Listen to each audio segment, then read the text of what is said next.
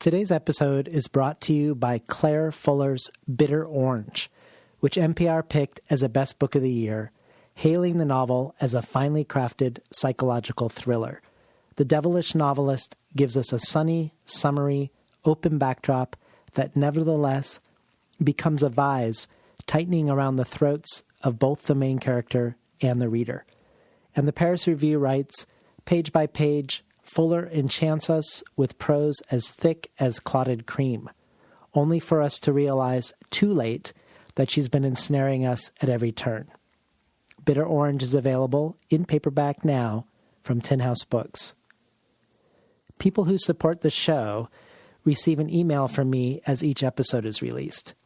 These emails often describe something about the circumstance of the interview, as well as providing links to essays or other material that is referenced during the conversation, either by me or by the guest.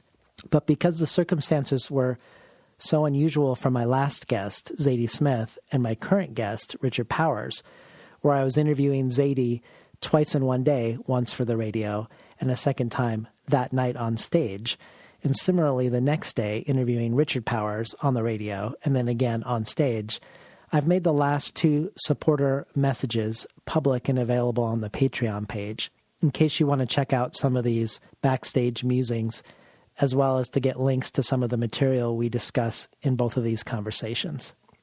Also, if you're a subscriber to the bonus audio archive, do make sure not to miss this one, where Richard Powers discusses a collaborative cantata about trees that he did with musicians and with other writers, including Kim Stanley Robinson and Bill McKibben.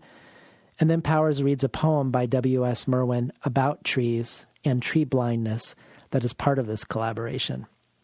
The bonus audio archive, the public behind-the-scenes notes, and other supporter gifts such as Hanif Abdurraqib's A Fortune for Your Disaster and Ursula K. Le Guin's Conversations on Writing can be found at patreon.com/betweenthecovers. Or if you are looking to support the show in other ways, you can go to tinhouse.com/support. Enjoy today's program.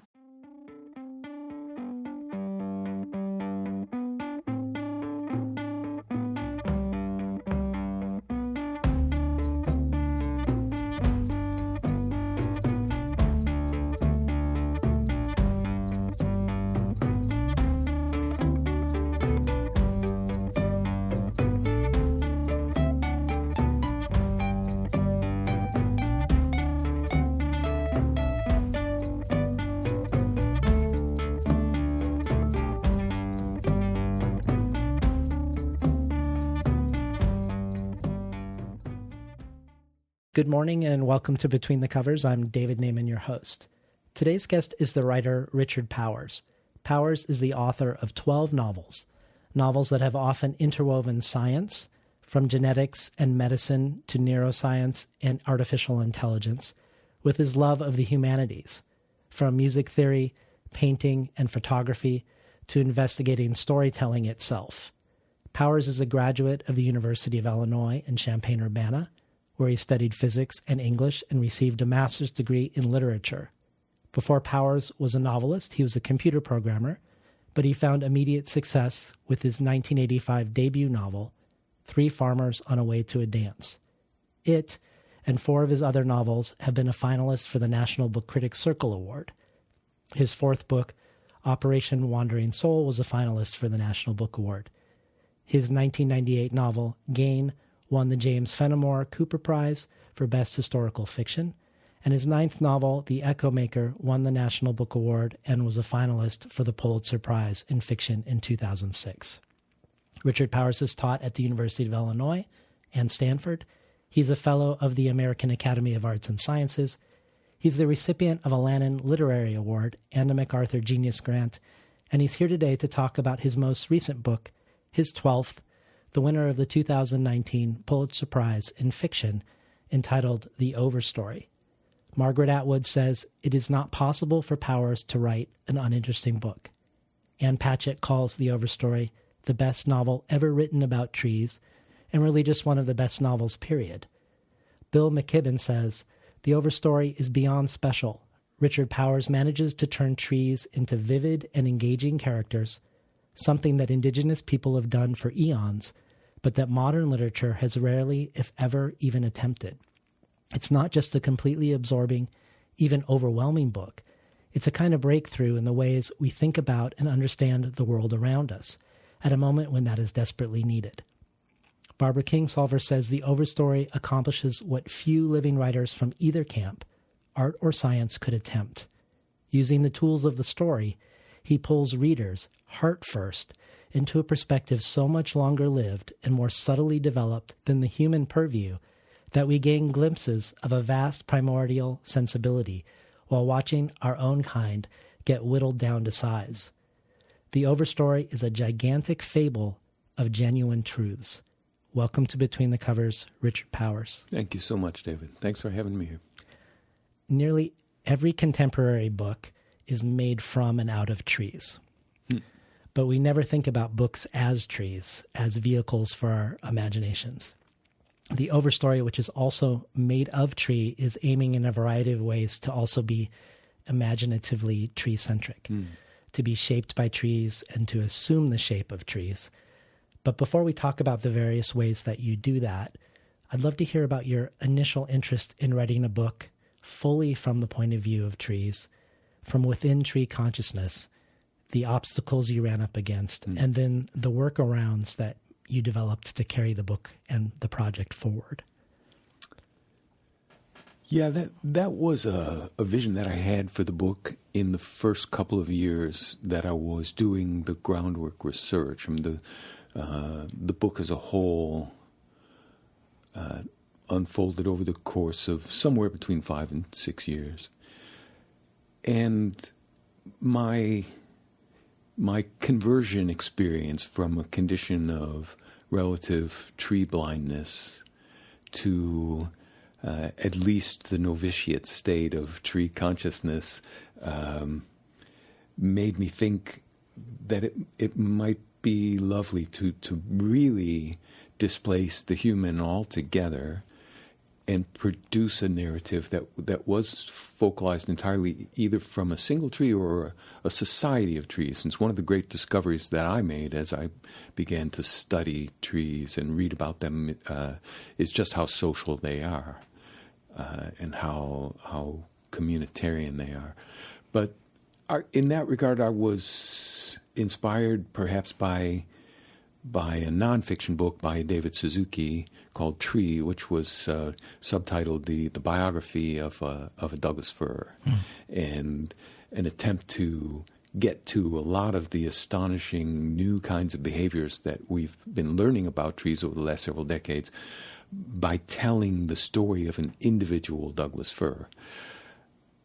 He actually diverges from that plan a bit in his nonfiction, and I thought it would be worth at least struggling for a while to try to more rigorously adhere to that close focalization in a fictional form. The challenge, of course, is when your primary characters don't move and they unfold over long periods of time, how to create the natural kinds of tension and drama that humans recognize without falling prey to a kind of ersatz or phony Disneyfication, anthropomorphizing. It wasn't without interest for me to attempt that as an exercise, because the thing that I really discovered was that I didn't want to tell the story of a tree or a group of trees in the absence of humans, any more than I wanted to yet again tell another story about humans in the absence of the more than human.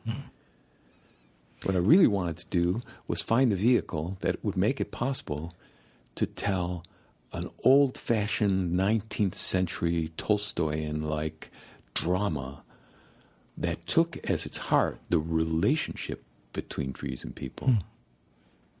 Well, the Overstory assumes the superstructure, the anatomy and life cycle of a tree with its 4 sections, right. Roots, trunk, crown, and seeds. Right. Can you talk broadly about how this form influenced the content and also the movement through the book? Once again, I can't claim that I knew what I was doing when I started out. In fact, far from it. I was looking for various forms for another technical problem. Once I had realized that I didn't want to do this kind of close and somewhat artificial exercise of focalizing entirely through trees, my cast of characters expanded pretty rapidly to 9 primary human characters and 4 rather significant trees. And it was such a large canvas that I didn't know how to organize it in a way that would make it coherent to a large number of readers. That's a lot of characters. There's probably twice as many characters as major characters as would typically inhabit a contemporary novel. And I tried various forms to realize that, and I just, I thought what I need to do is hold one variable, deploy one variable in a consistent way, and allow the other ones to kind of be organized by the skeleton of that variable. And so, one of the ways was time, of course, since we think of drama as unfolding linearly. And I thought, well, I'll just start at the beginning of these multiple intertwined tales and move it forward. And people will pop in and out as they become significant. And I wrote that all out, and it seemed great while I was working on the draft. And then I went back to reread the finished draft, and I was having trouble keeping the characters straight, just because of the demands associated with leaving one focalized frame and starting in another one, just by virtue of the fact that time dictated that cut. And I thought, well, how do people really build up their empathy and their identification with an individual character? And they have to see that character do things in the face of severe challenge, make the best of a bad situation. They have to see them pitching their values again and again against a changing landscape of environmental challenge. I'll just collate, I'll bring together all of the essential backstories of the characters and deploy them individually as short stories almost, and let the reader live with that character for enough time to form an emotional identification and attachment, to be caught up in the drama, to have that vested emotions in the success or failure of that individual's life. And I'll just I'll juxtapose them. And yes, there'll be a little bit of a risk. It'll seem, to certain readers who are saying, "Hey, I thought this was a novel. It's more like a collection, an anthology of short stories." I'll run that risk. It'll be an atypical structural experiment. And then I had this moment of aha. If I do that, and let the next section be what happens to these established characters as they begin to meet and aggregate and form their own community of action and concerted, social effort. What I have are roots leading up into a trunk. Mm. And at the minute I saw that, I just thought, hey, this will guide the entire structure of the whole book. They will go from their individual lives up into a common cause. The drama of the story will lead them up to a catastrophic moment that will blow them apart as a community, and they will follow out their own separate lives on each separate branch, and that'll be the crown.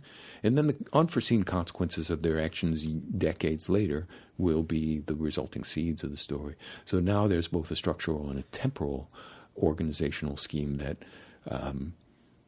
not just represent the story of this community, ad hoc community, but actually participate in their community as a living thing that morphologically resembles the subject that they're all drawn up into.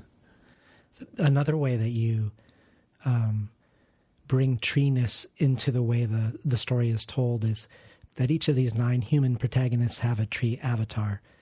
So that to understand Nicholas, Mimi, Adam, Ray, Dorothy, Douglas, Neeley, Patricia, and Olivia, we have to also think of the chestnut, mulberry, maple, oak, linden, fir, fig, beech, and ginkgo trees, respectively. Yeah.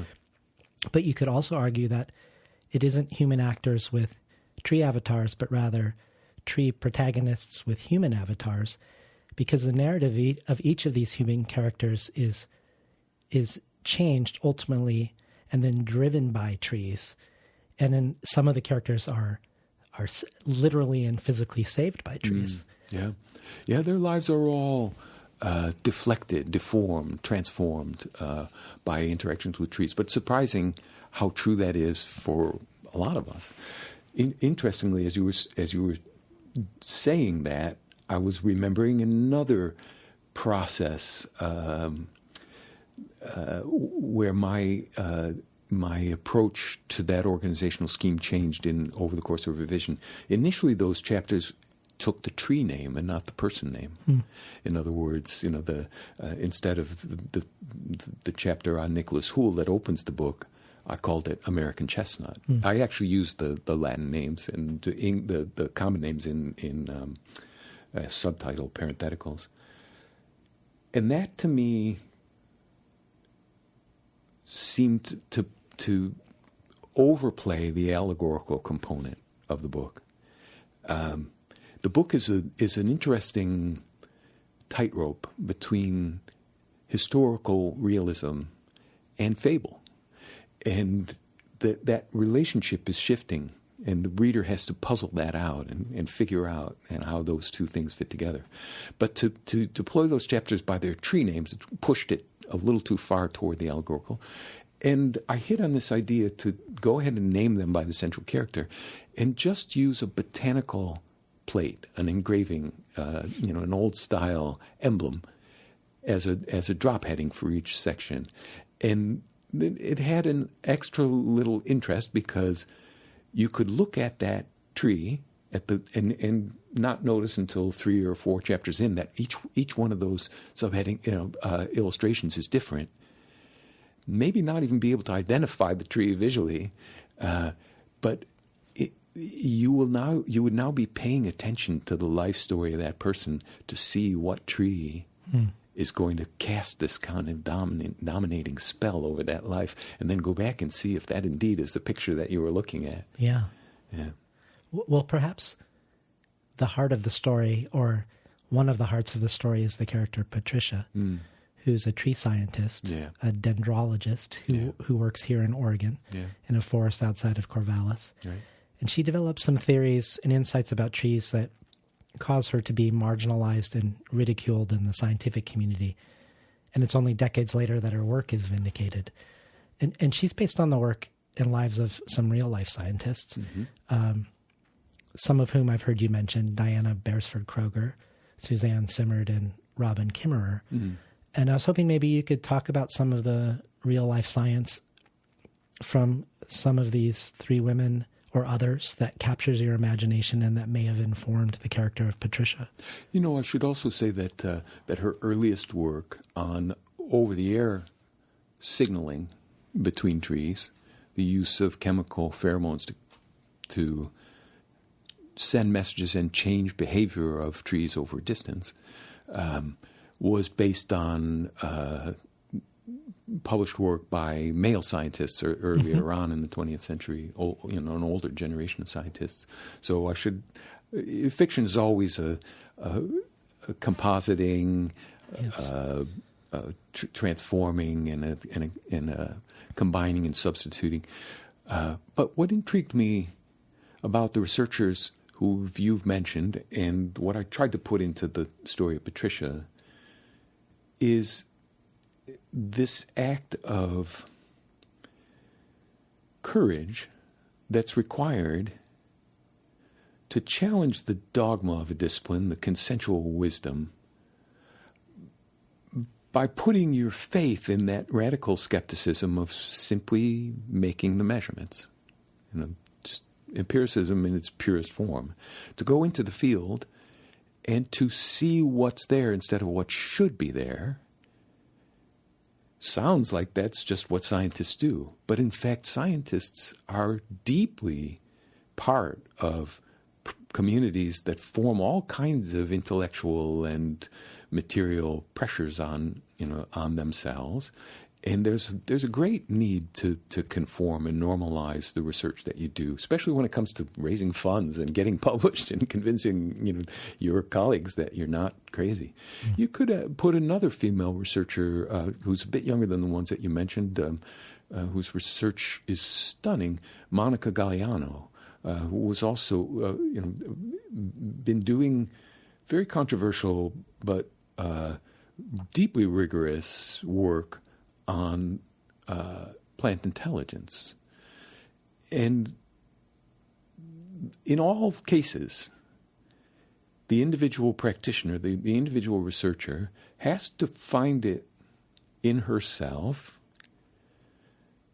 to rely upon the authority of careful work, even in the advanced knowledge that it's not going to play well with the gatekeepers, who often are older males, the alpha researchers who dominate fields that are often dominated by men and by consensus and by tradition and by a certain kind of academic political power. So that's the story that I wanted to dramatize by compositing into Patricia.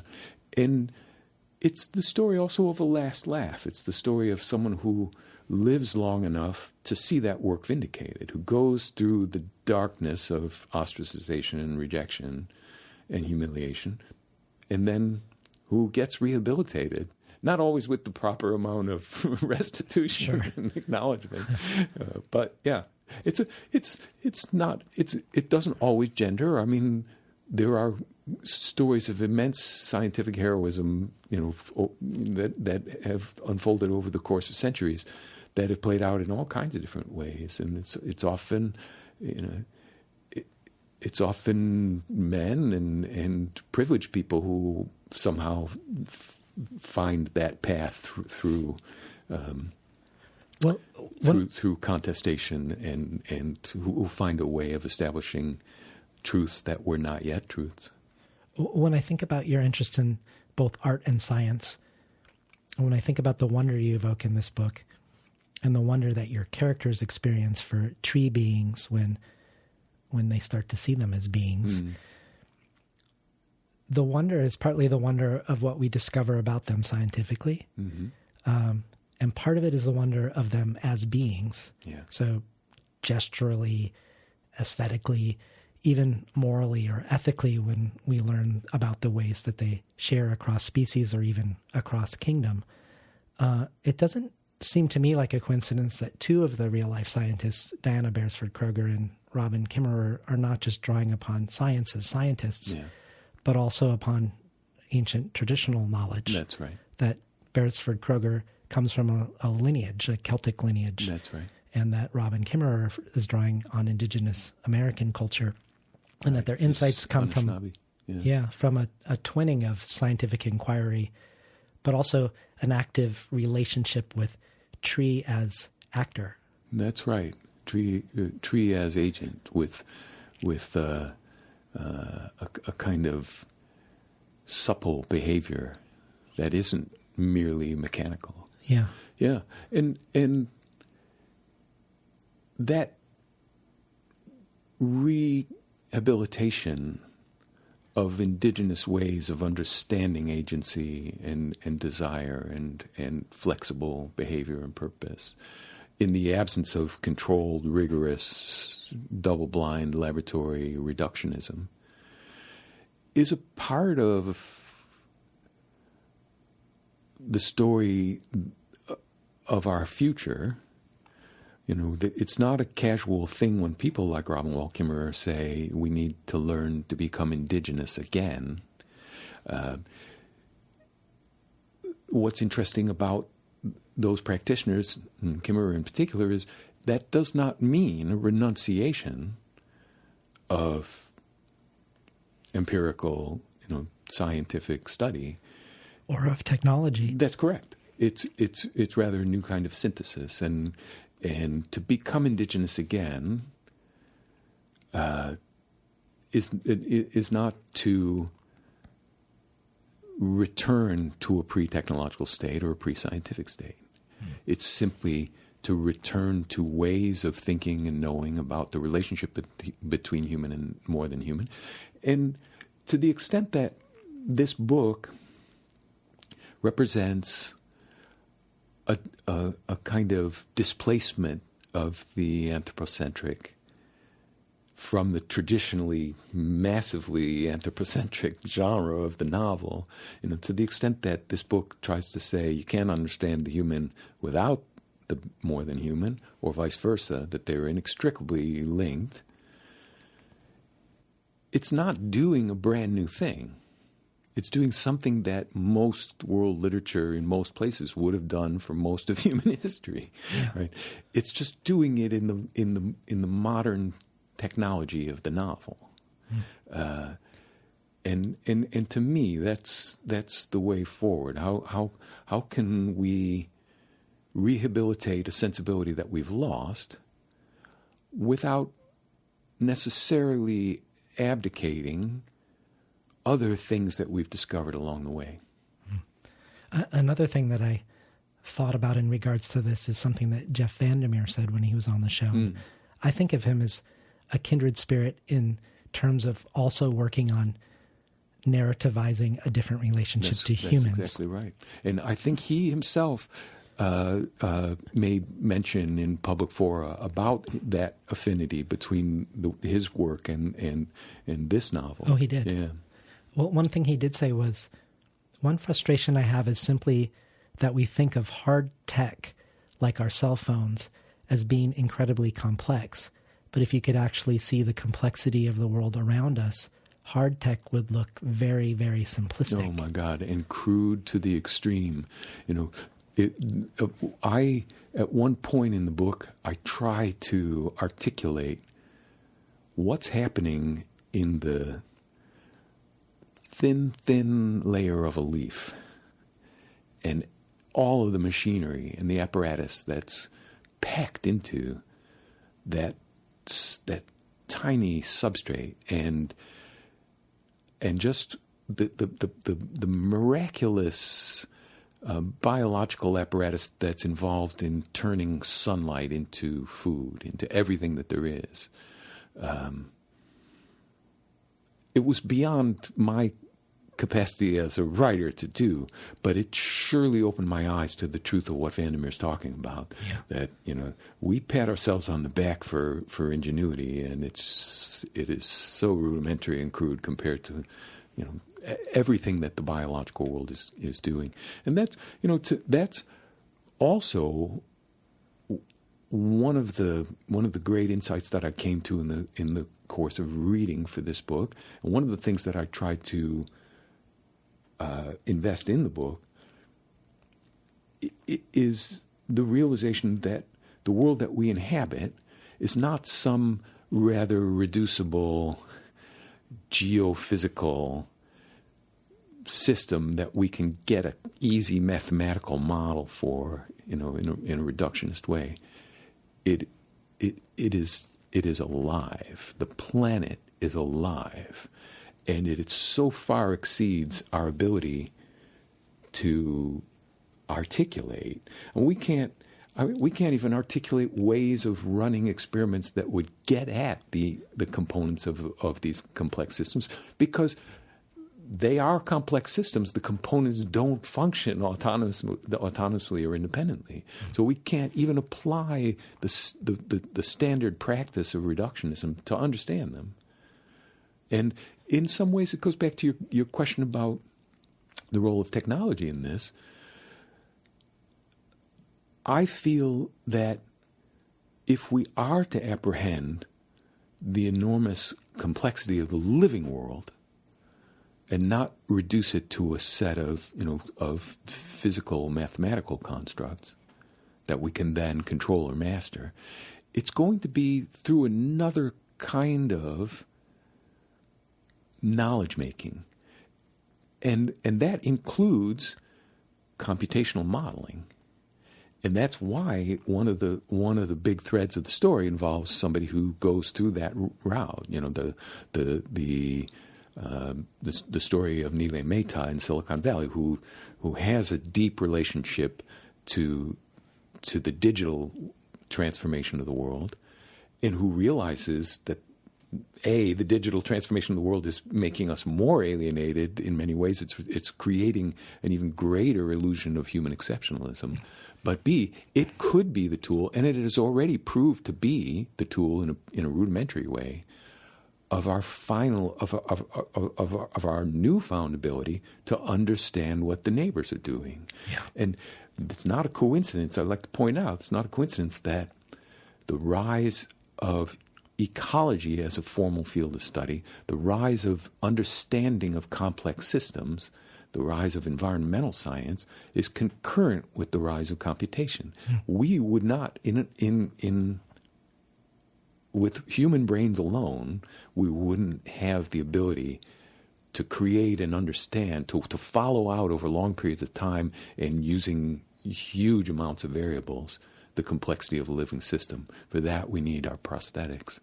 In case you just tuned in, we're talking today to Richard Powers about the Overstory. I think this would be a good time to hear a little bit from the book. Sure. And I know this isn't necessarily a representative reading, but I would love it if you did read the beginning. Sure. Particularly because I think it evokes the aliveness of the planet. So this is a page and a half long. It's kind of a lyrical overture. It sets the scene thematically for what will then be embodied and dramatized through human protagonists. But in this section and in other intervals throughout the book, it's really the trees who are the protagonists. It's a very, very lush prose that's attempting to embody a little bit of that complexity and the unpredictability and the immensity of these processes, the agency and the desire of these processes that we were talking about earlier. First there was nothing. Then there was everything.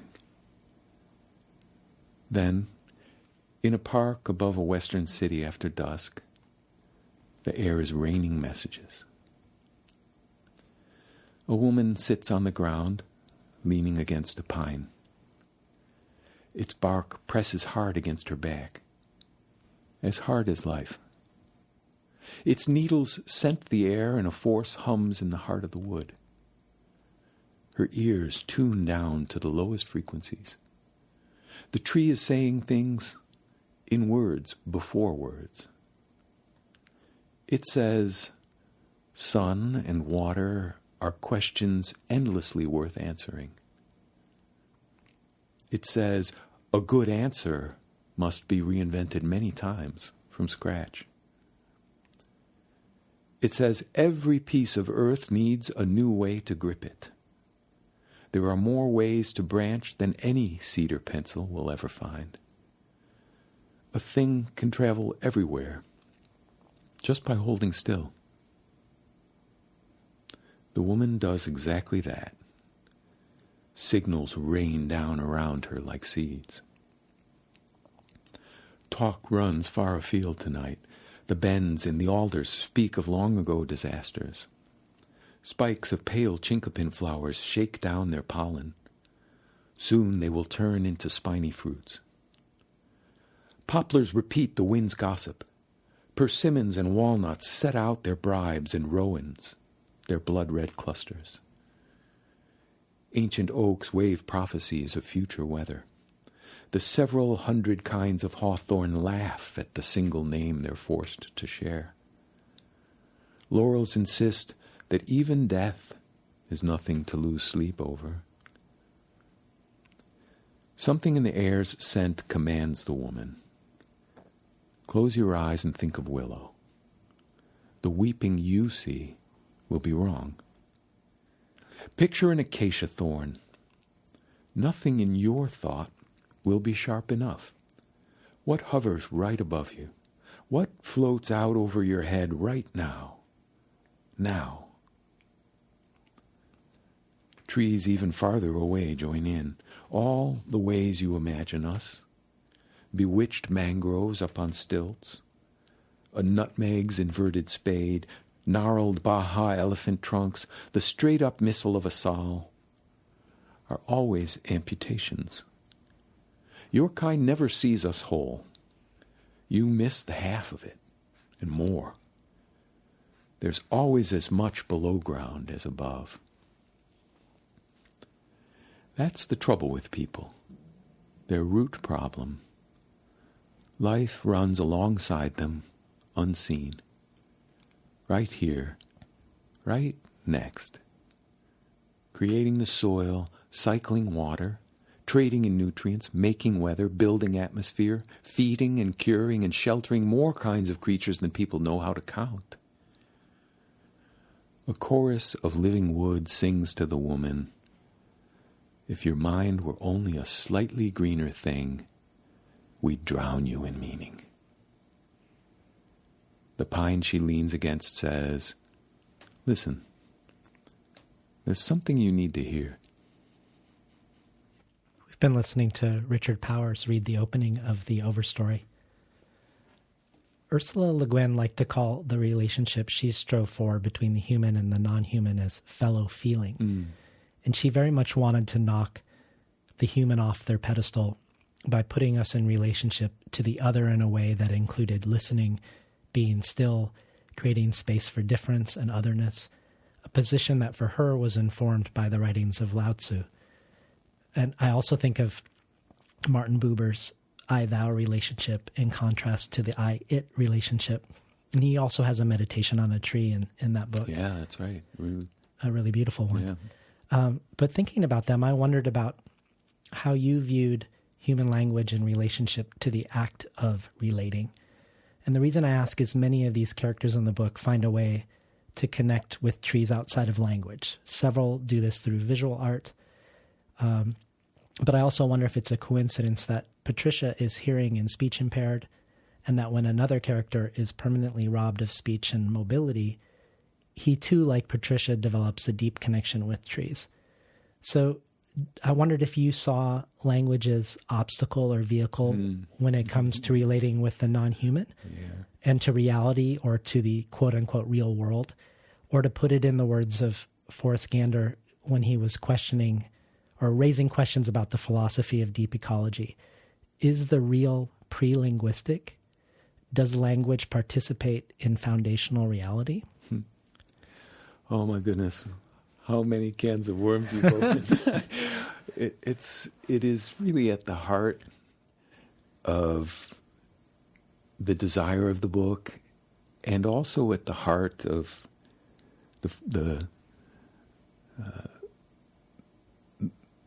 the challenges, the dramatic challenges of the book. Le Guin really put her finger on it. I think of the simple word kinship, and so much of the book is an attempt to dramatize all of the multiple levels of kinship that do unite us with creatures with whom most of us feel no empathy or identification or kinship. Robin Kimmerer talks about reciprocity, reciprocal relationships. It's interesting. I owe so much to Le Guin. She's really the pioneer of a certain deep insight about who we are and how we connect with the more than human. And I did not know that she traces a lot of this back to Lao Tzu. I have been finding it in Buddhism, the notion of interbeing, the notion of co-arising. And it's interesting to think about how many of these Buddhist concepts converge with deep ecological and evolutionary thinking. So co-arising and co-evolving are very similar things. But to understand the numeric fact about the huge amount of genes that all eukaryotic cells share, let alone complex animal and plant, doesn't necessarily move people to instant kinship. But stories about the ways in which fates are constantly shaping each other can sometimes reinstitute that sense of proximity, that sense of interbeing. And it is the denial of interbeing, this human-centric, individual-oriented, commodity-mediated, Ayn Randish, it's everybody, survival of the most brutal, and the emphasis on individual triumph and autonomy and competition. That is the source of the environmental catastrophe that we're bringing down upon ourselves. It is only a rehabilitation of the notion of kinship, of interbeing. What was her term again? Fellow feeling. Fellow feeling. Yeah. It is only the revival of those concepts, all of which are deeply imbricated into indigenous knowledge, the realization that we belong to place and we must participate in the community that place generates. It is only the rehabilitation of that state of mind in a post-technological world that's going to give us any prospect of continuing into the world that we've so badly damaged. Well, when the trees say in the passage that you read, if your mind were a little more green, we would drown you in meaning. Yeah. I wonder about a rewilding of language. That's right. Because Kimmerer has an essay, Nature Needs a New Pronoun. Yeah. To stop the age of extinction. Yeah. Let's start by ditching it. Yeah. And she proposes a pronoun for non-humans. But even just the idea at one point when languages were more immediately visual, when you didn't forget that they were representing and even doing something that was art or aesthetic beyond the transfer of meaning. Right. Forgive me for wandering away from your original the question about whether language prevents or enables that kind of fellow feeling or kinship.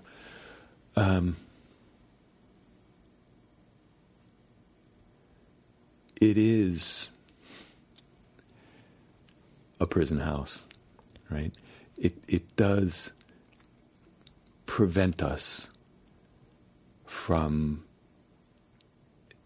inhabiting and embodying the things that we have to so grossly deform to put into the crude semantics of this system that we have. And every human being knows that to some extent. When you reach your deepest moments with another person, your deepest potential, your deepest crises, words are an insult, right? And we need things with greater bandwidth. We need communicative devices, kinship, that can sidestep that narrow aperture, that limited bandwidth, and that semantic deformation of words. However, the map is not the place, but it's the only thing we have to navigate the place. Yeah. And it is, in fact, its very limits that can be played against it themselves to create moments of kinship, of participation and identity. They, the same thing that is a prison can create a tunnel, an underground tunnel into another cell somewhere, and show how much each trapped subject position has in common. And it's useful. The words themselves may not suffice to embody or inhabit that other position, but they can be the medium for the transformation of the person who is attempting to find those other positions. And I'll say, there's a passage in this book where Patricia Westerford comes to the Cascades for the first time in her life and is confronted by these astonishing forests that, any Easterner is just blown away by when you see these conifers, when you see the big red cedars and the Douglas firs and the Sitka spruces, and you're just boggled by them. And she resorts to an indigenous formulation. The cultures that originally inhabited this place would have forms of address. They would use language to directly address the non-human. And she starts to talk to this big red cedar. She's embarrassed at first. But as she goes along, she gains more and more security and more comfort, and she uses the ancient formulas, and she just thanks the tree for everything that the tree enabled and gave. I was talking to the environmental philosopher and writer David Abram, and he said that passage stuck out in particular for him, and he said, a lot of rational and human-centric and scientific and otherwise, estranged and alienated people will scoff at the use of language to address a non-human entity. Are you expecting it to talk back? Do you think it really understands you? Do you think it changes anything to say something to them? And his answer is no, it doesn't. But in my own head, it promotes that tree from an object to a subject. Mm-hmm. It makes that tree a fellow kin. Yeah. And that feels like something you're definitely engaged with actively in the Overstory. And I want to leap from that and look at other ways that you're interrogating story, because you do have a character who says at one point that arguments don't change minds, stories change minds. Mm-hmm. And yet we have the conundrum that a good story for most humans is a story that has a human hero of some sort, or that we're watching a human problem solve in it. But another thing that I think you trouble that, but one of the things your book does, I think, is also question some of the assumptions of what makes a story literary. Typically, we elevate works that aim for a moral ambiguity. So the villains get humanized, and the heroes have flaws. That's right. But your book has an overt moral aim, and I'd love to hear you talk about that in relationship to the contemporary taboo, because in a way I feel like this is another way you're asserting a different way to tell a story. That's absolutely true. So let me start there, and maybe if we get a chance we can come back to some of the earlier observations that you made, which are really, really rich. As the novel and as fiction in general did commit to human exceptionalism and did base most of its dramas around either the crises inside an individual will or mind and the moral ambiguities of an individual person, or the incommensurable values between two people or two groups of people or a small group of people. It let go of this third kind of drama, which is, what does the living world want, and how does that differ from the selfish and limited desires of individual people? But it also committed to this idea that if we take meaning to be primarily a function of individual improvisational synthetic effort, then everything that a self arrives at is going to be equivocal and contingent. And if we really do sink entirely into a world where meaning is private and personal and forged in conflict, but necessarily contingent to the experiences of that person, then it is true that every story has to completely, reveal that contingency and crash it up against other contingencies. And that, to me, is the essence of literary humanism. It's not without value, right? Because, we will always struggle with the fact that we know the world through our own private senses and mental experience and trajectory. But if you go back to or forward to this other way of thinking that we've been talking about, you begin to situate meaning not in the private self, but in the land, in the place, in the living world, in the ecosystem. Meaning is out there. Life has been pursuing an extraordinary experimental journey in incalculable number of variables, and you are part of that journey. And it behooves you to go out and look into it and find it and locate yourself in it and find that fellow feeling and that kinship and dispense with your own contingencies and try to replace them with this sense of the immense journey, in Lauren Isley's phrase. Then it's no longer necessary to create a literature entirely around moral ambiguity. You now say, actually, the destruction of 98% of the United States original forests, the primary old-growth forests, is not a morally ambiguous thing. That's not good for any form of life.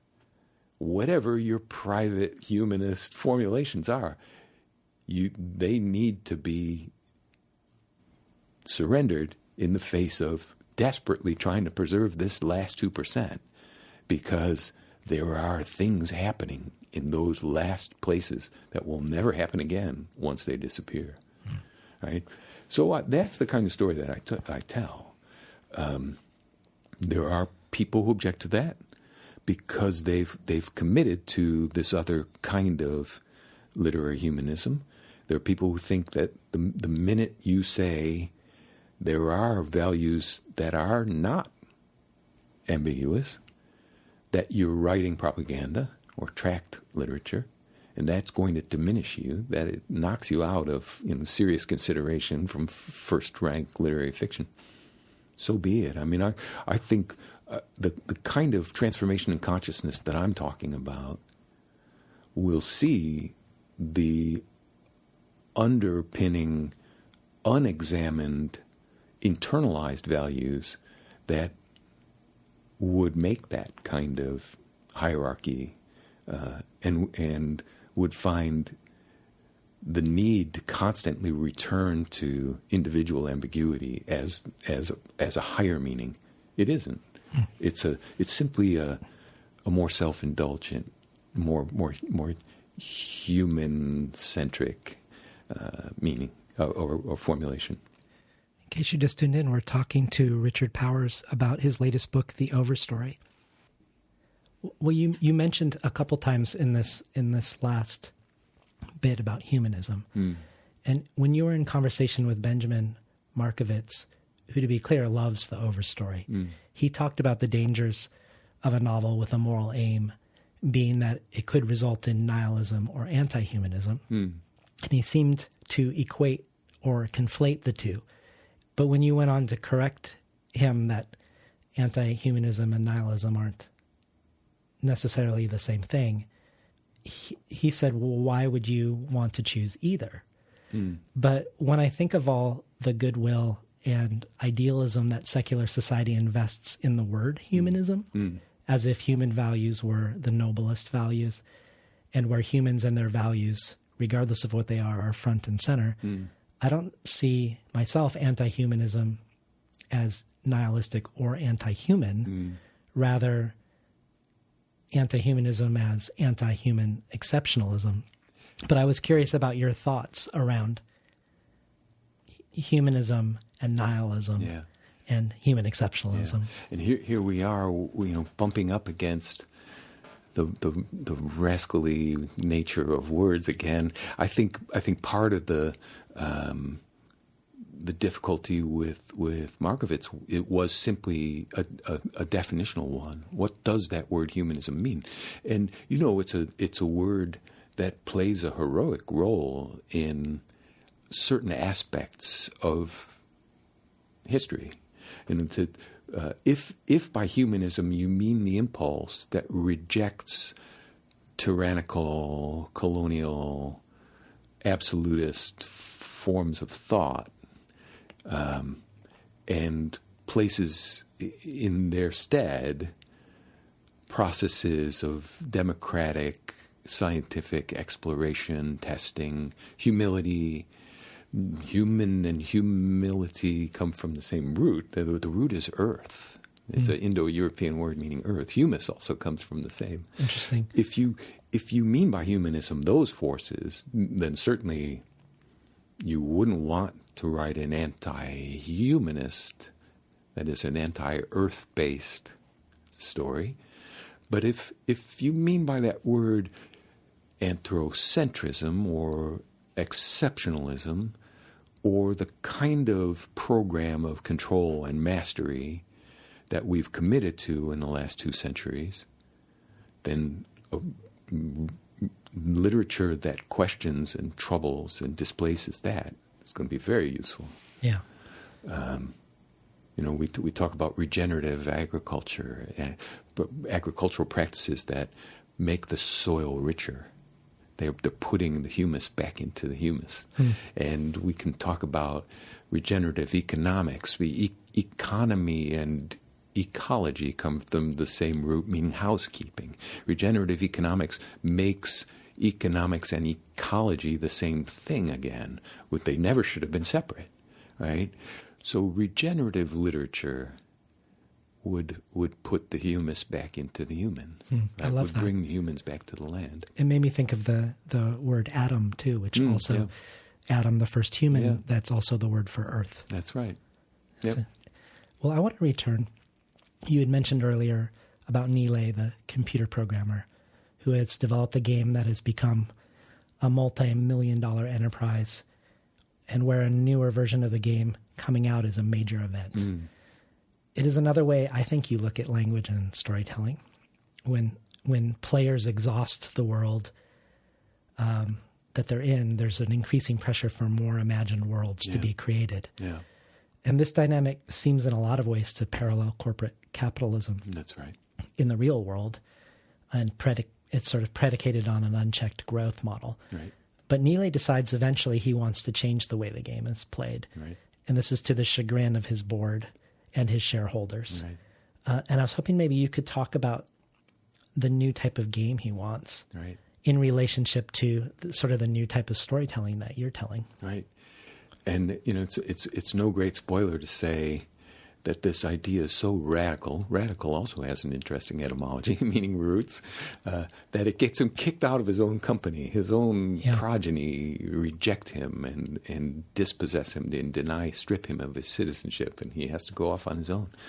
The original formulation, in a sense, the game as an individual, evolution of a particular software trajectory becomes a kind of metonymy for the whole consumer digital revolution as well. This amazing sense at the beginning of this that a new thing was entering into history, and there were going to be new ways of being human in societies and in communities, and that, there were 1,000 flowers were going to bloom, and that all this, the hope in the long tail, and the way that the digital world was going to democratize us at last, and now now we've seen at the end of this long process ways in which the rich get richer, the loud get louder, the marginalized get. And I'm not saying universally, but the revolution that was envisioned in those early days has been co-opted and preempted in so many ways. That's human history, right? Every technology has positive and negative affordances. We want to believe that we can hang with those positive affordances, and somehow the negative ones produce their own attractors, and huge market forces get leveled and put into play, and all of a sudden, we're in a world where attention is even harder to muster because of how incredibly seductive and inviting it is to believe in even greater separation of the human from the rest of the living world by living in these digital spaces. So, but you're right that the game originally also functions as a kind of emblem for growth-based capitalism. And I even invoke the famous Rockefeller rejoinder to the question, how much is enough? To which Rockefeller famously answered, just a little bit more. Wow. Right? Yeah. And I've never known how savvy or ironical he was being when he said that, and how potentially self-deconstructing he was when he said it, or whether he actually meant it at face value. I'd have to go back and look up the original context for that. But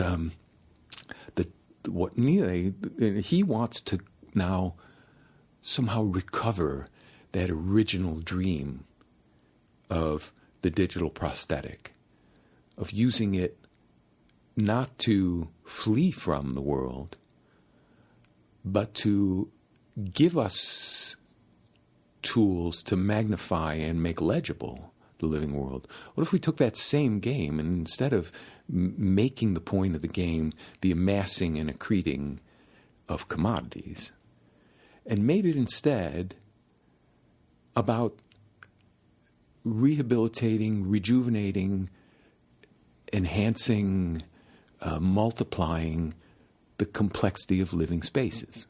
Why not make it a simulation of biological community? Yeah. Well, I think one of the appealing things about the corporate capitalist model or certain space travel narratives is that we never have to self-examine. We're always moving forward into a new space, and we're always sort of admiring in sort of an endless self-regard our abilities to problem solve into the new space as the main actor, and not face any sort of limits. Because we're almost there. And, the next acquisition and the next assembly is going to give us what we haven't been able to get yet. And, Bill McKibben's new book, Falter, explores that myth in a variety of ways. And he ends up saying, the ultimate arrival point of that notion that somehow acquisition and the stockpiling of personal well-being and personal meaning, the ultimate project is going to be the Methuselah Project. It's going to be defeating death. I lived in Silicon Valley. I went to dinner parties in Silicon Valley. I was immersed in the thick of that culture. It was hard to go, longer than a couple weeks without somebody articulating in some form that kind of Ray Kurzweil dream of technology solving mortality. Mortality is a flaw in biological design, and we're going to repair that flaw. And it was that tension, living in the valley, where the game had progressed to such an extent that no one found that ironical or ludicrous or contemptible, while being flanked on the other side by this regrowing redwood forest up in the Santa Cruz Mountains that had built San Francisco, that had built Palo Alto, that had built Stanford's railroad, that had built Stanford itself, which indirectly built Silicon Valley, but who, like all slaves and colonized people, are written out of the history as if they didn't actually make the history. It was only the ingenuity of the colonizers, the autonomous will of the colonizers that made that conquest possible. It was living between the redwoods and the Methuselah Project that provided me the tension, the dramatic tension that was the instigation of writing this story. Well, when I thought of Neelay's new version of a game, of where the virtual or abstract world is tethered to the real world and its real world limitations and constraints, it made me think of the Oulipo writers in France who believed a writer could be liberated or freed by writing with constraints. Yeah. And I wonder if we actually saw other creatures as actors in our world and we witnessed and listened to their needs and desires, what it would be like to turn all of our ingenuity, which we like to marvel at, toward making a beautiful society within constraints, the way Oulipians make stories with constraints. That's lovely. And I have always been moved by artists who see as one of the challenges of creation producing everything out of nothing. The opening lines that I read you earlier, first there was nothing, then there was everything. That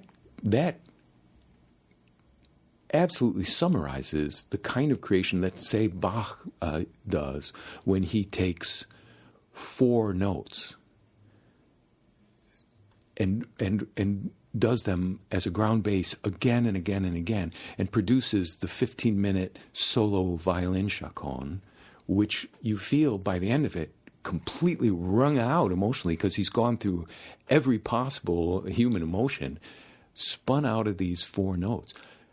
Another name for that is genetics, right? And to spin everything out of nothing is the story of life. The physical constraints being met by, pruned down by natural selection, which process produces, as Darwin calls it at the end of The Origin, endless forms, most beautiful. That is the exercise that we're involved in. To tie that back to your earlier questions about language as a limitation, but also a potentiator, it is the limits, it is the prison of language itself that makes it possible to find those moments of grace and genetic infinity and transcendental expansiveness. And to me, a very simple example of this as I was working on the book was my own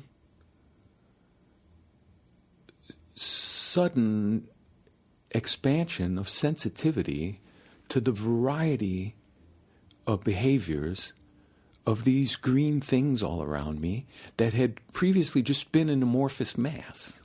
And as I began to learn how to name them, I began to see that they had radically different behaviors.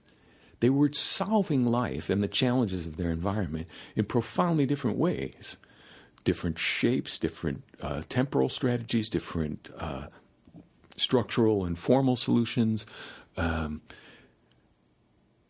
it was in some way language that was allowing me to turn that chaotic, amorphous nothing into the individual, articulated somethings of species, and then individual trees.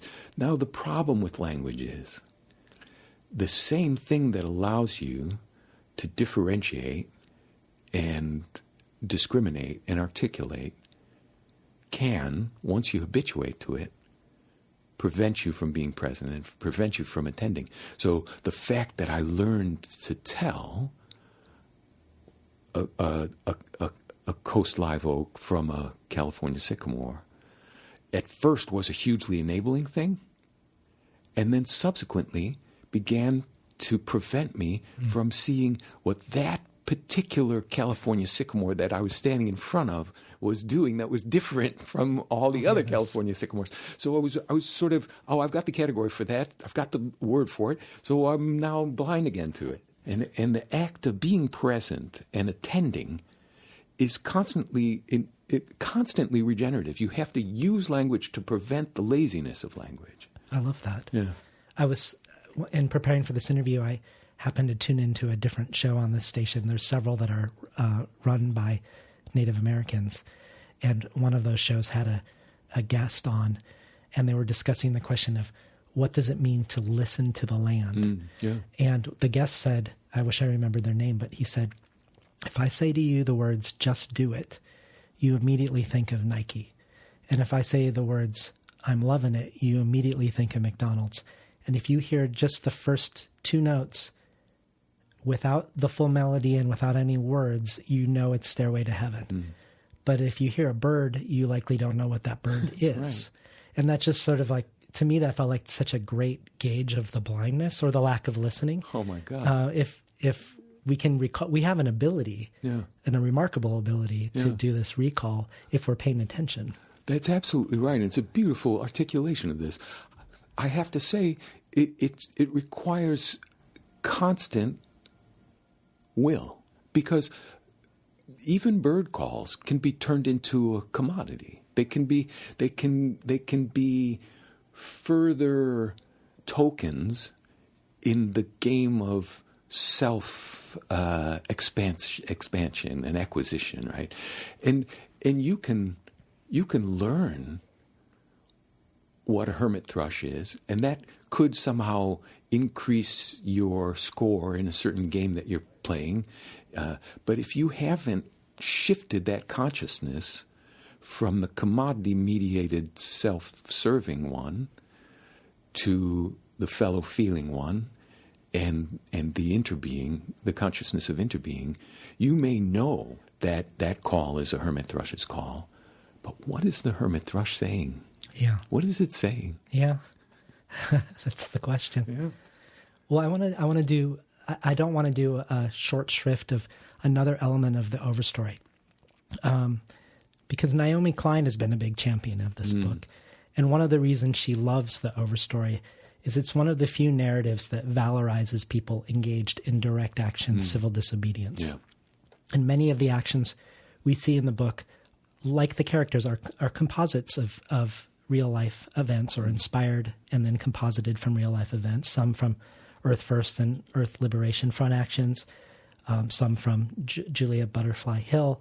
But for people who aren't familiar with the history of direct action or who haven't participated in direct action, I'm curious how they've responded to these sections, because I could imagine some of them maybe thinking you are being hyperbolic or extreme or fantastical when we see the sadism that has happened in some of the ways these actions have been dismantled. That's a very important question, and you know the answer to it really depends upon the geography and history of the individual readers. Here in Portland, here in the Pacific Northwest and Cascades, the audience is going to be much more attuned to the fact that a lot of the book is based on demonstrable history. And, you know, they know these engagements. You know, in the Pacific Northwest, people know about Warner Creek. They know about Headwaters. They know about the timber wars and the specific engagements, the successes as well as the failures. People in other parts of the country may not, and because the book travels and walks this line, as we were speaking earlier, between historical realism and a mythological or indigenous kind of folkloric mode, that boundary is constantly shifting. You know, there's a great deal of science, but there's also a great deal of fable. There's a great deal of history, but there's also a great deal of invention. It does for those people who are attuned to the historical event. There will be challenges in releasing those histories to the literary, to the mythical, and to the fable-like. The conflation, or the compositing, the rearranging, the temporal liberties, the geographical liberties. They will say, hey, wait, didn't happen that way. Yeah, but it other places or other things, did follow that trajectory. And if we take a little bit from one and the other, we create a narrative forward motion that tells a new story. To people in the other parts of the world who might have complete absence of knowledge about the history of this region and what happened in those years, it does require pointing out that when police swab liquid pepper into protesters' eyes, protesters who are chained in place, that isn't, this isn't me being, over the top, that you can go on YouTube and see the videos of that happening. Yeah. Well, what's interesting now is we're seeing a rise again of direct action, and I think an awakening around these tactics after a long period of them not being so visible. Yeah. And one of the things that you portray in the Overstory is the way the eco-activist movement is dismantled. Because I remember back in the 90s here in Portland, the Environmental Liberation Front and the Cascadia Forest Alliance, they had storefronts. ELF had one downtown, and I could walk down from my office to the Cascadia Forest Alliance and leave food or money for the tree sitters. Right. It was very public and it was very outward facing, even when there were people who had hidden identities with certain groups. But one of the things you show is how the success of the government in labeling these activists as terrorists, with sentences that were so out of proportion to what they were doing, no lives lost in any of these actions, that it caused people who got captured to tell on other activists, and then it rotted the trust from the inside out. That's right. And I actually had breakfast this morning with a lot of people who were on the front line, and they were recounting again how completely debilitating and demoralizing it was when the guts of the movement got broken by this identification of this great responsible, concerted, organized, legally underpinned set of actions being compromised by a chaotic and an uncontrolled and an excessive component, and when the whole movement got associated with the fringe extremists, it did force the defense. It did take the life out of the movement, and it did force that defense into a quiescent period.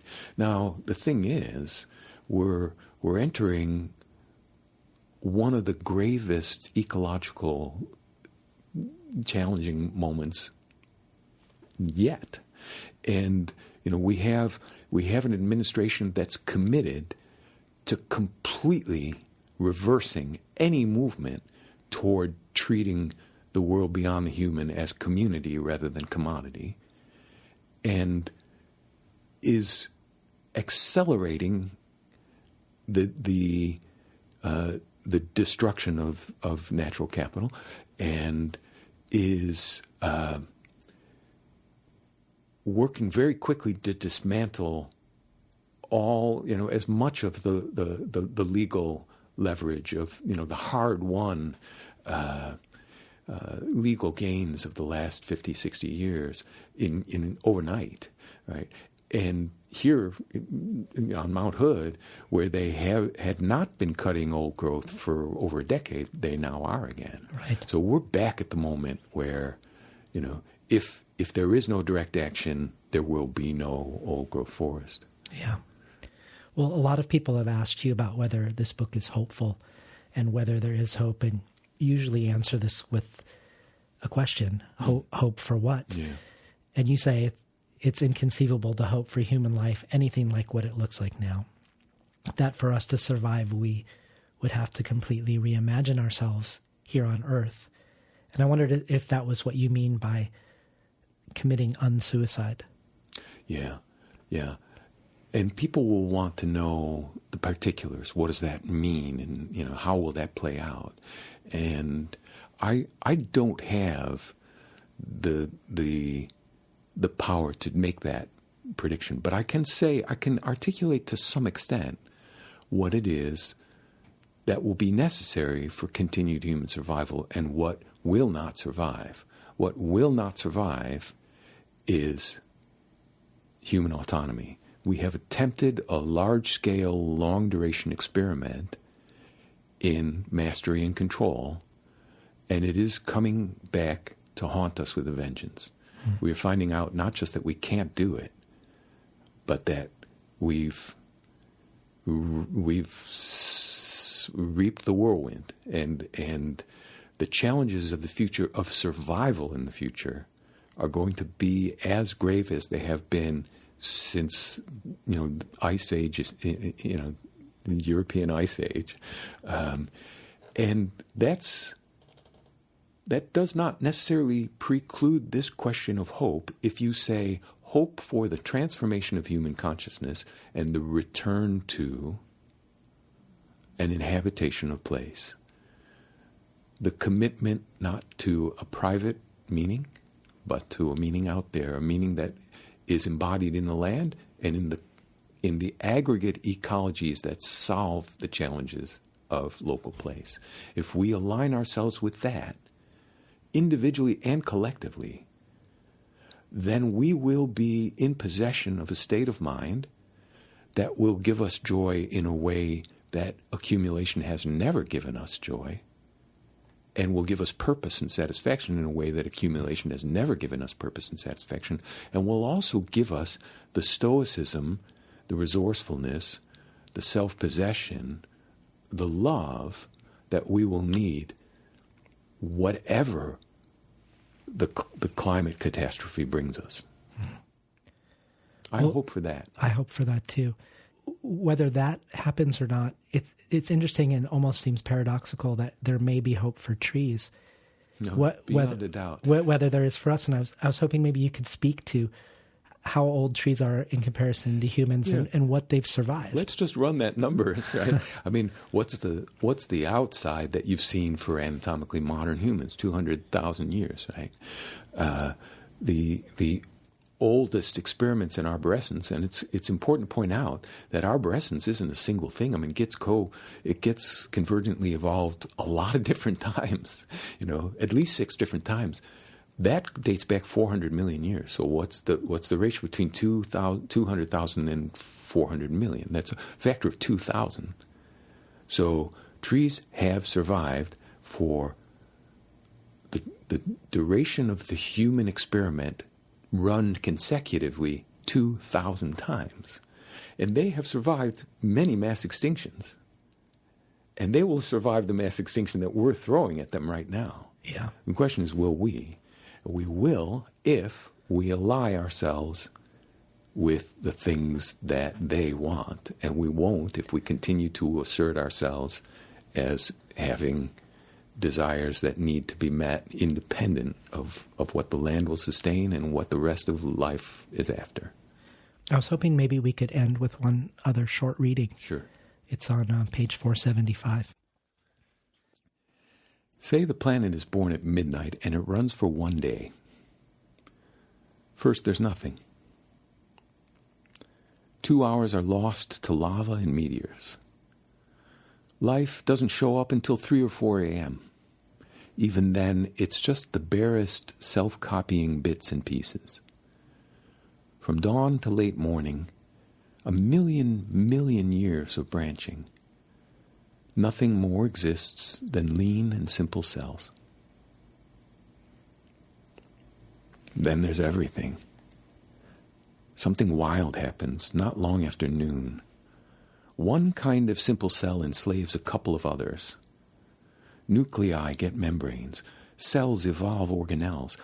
What was once a solo campsite grows into a town.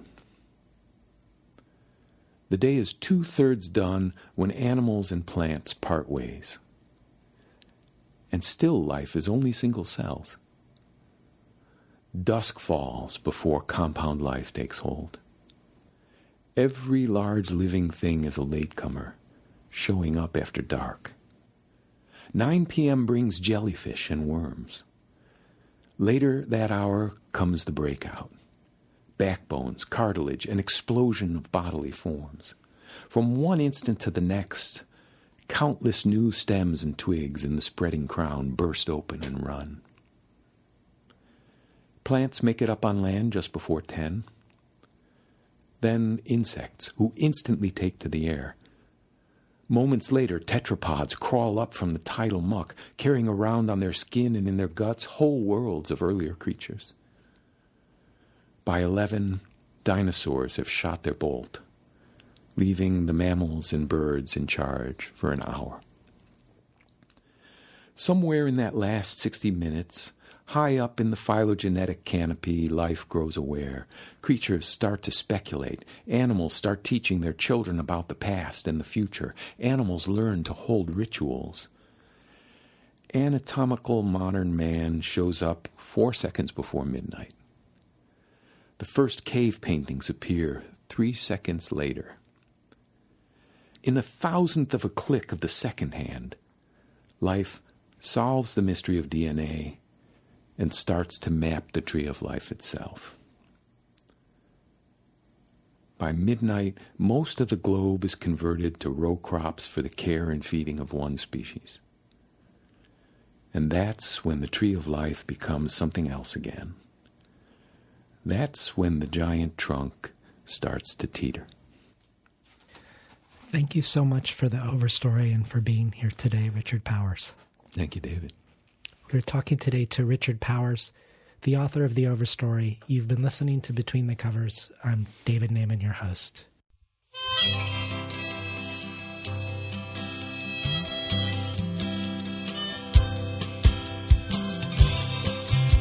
Today's program was recorded at the studios of KBOO.